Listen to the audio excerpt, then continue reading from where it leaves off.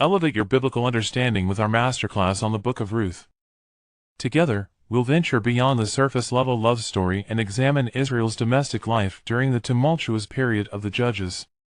While many scholars focus on four purposes, our in-depth analysis will reveal a vital fifth: the inadequacy of the law and the essential nature of God's grace. Through expert-led discussion, we'll explore how the Book of Ruth portrays everyday individuals grappling with the Mosaic Law, only to confront a stark reality: the law brings sin and death, not life. As the Apostle Paul teaches, it's God's grace that liberates us. Don't miss this chance to delve into the profound insights concealed within this ancient narrative. Join us for a masterclass that will transform your perspective. Reserve your spot now.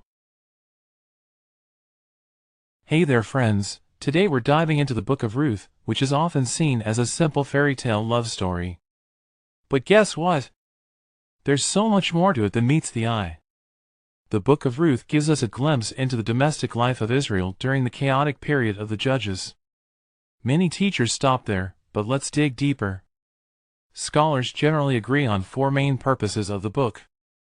1. Showing faith and godliness in a time of apostasy. 2. Illustrating the concept of the kinsman redeemer. 3. Demonstrating that God's grace in the Old Testament includes the Gentiles. And 4. Tracing David's ancestry back to Judah, placing him in the line of the Messiah. But hold on, because there's a fifth purpose that's often overlooked, but very important. Remember, the Book of Ruth shows us life under Mosaic Law during the tabernacle years, before the temple and the days of the kings. This was a time when everyone did what was right in their own eyes, Judges 21, verse 25. While much of Bible study focuses on the New Testament and the temple, with all its regulations and authorities, the Book of Ruth shows everyday people taking responsibility for obeying the law themselves. No religious officials are involved, just tribal leaders and individuals. This personal accountability reveals a heartfelt devotion to following the Mosaic Law by the main characters. But even with this devotion, they faced a problem.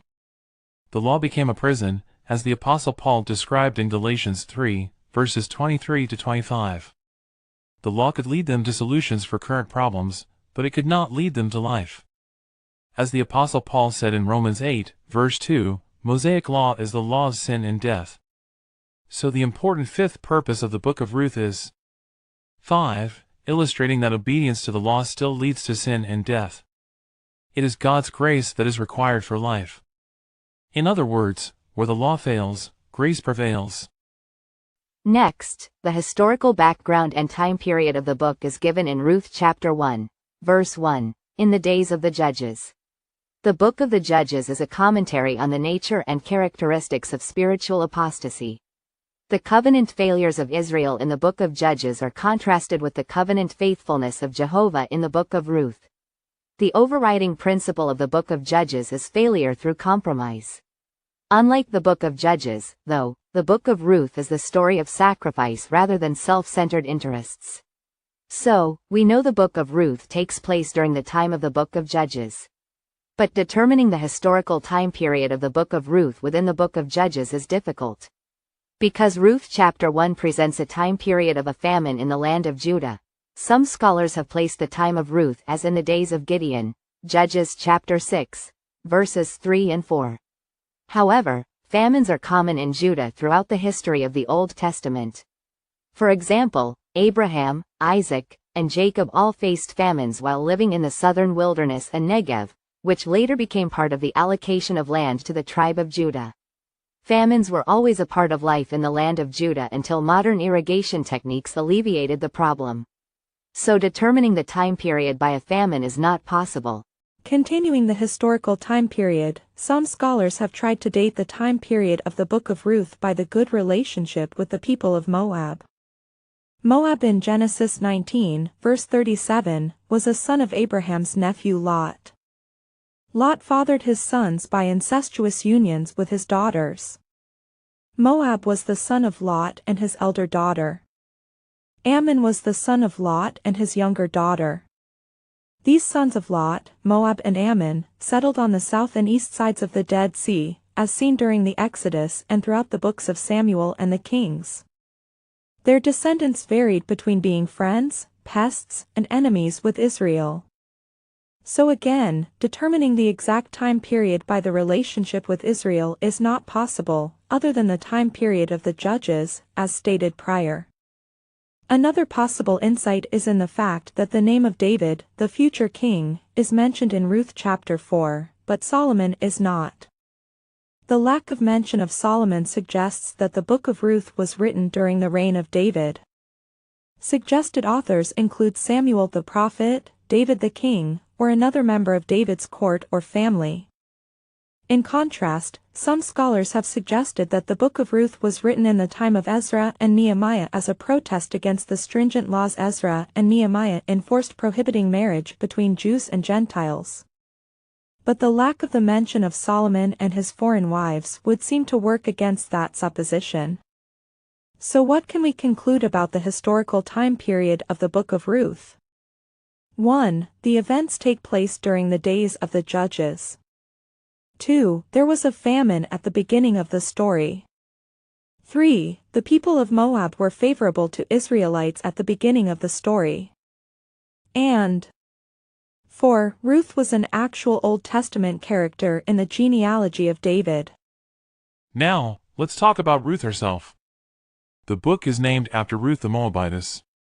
The meaning of her name is uncertain. Some say it means friend, others suggest rose. We don't know. But regardless of what her name means, what is clear is that Ruth's purity and faithfulness are very important to the Messianic line. She is worthy of a royal title, not because of her nationality or behavior, but because she was chosen by Jehovah to fulfill his work in establishing the people of God.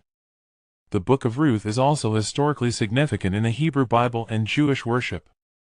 It is one of the 5 books included in the Megillah, which were read in the synagogue on special occasions. The Book of Ruth was read at the Feast of Weeks, later known as Pentecost.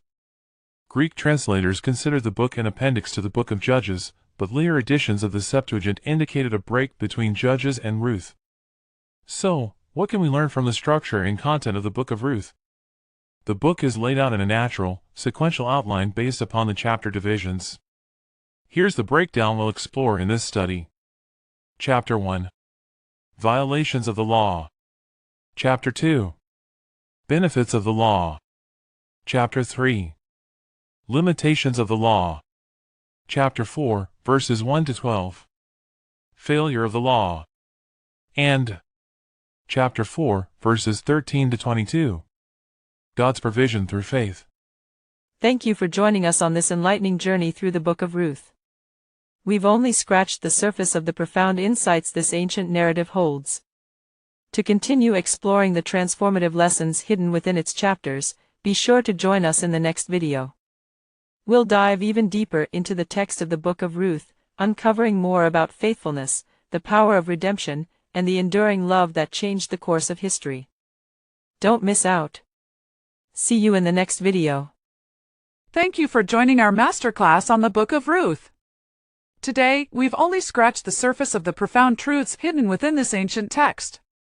In our next video, we'll dive even deeper into the historical time period and more, exploring the beautiful tapestry of redemption woven throughout Ruth's journey. Don't miss out on the revelations awaiting you.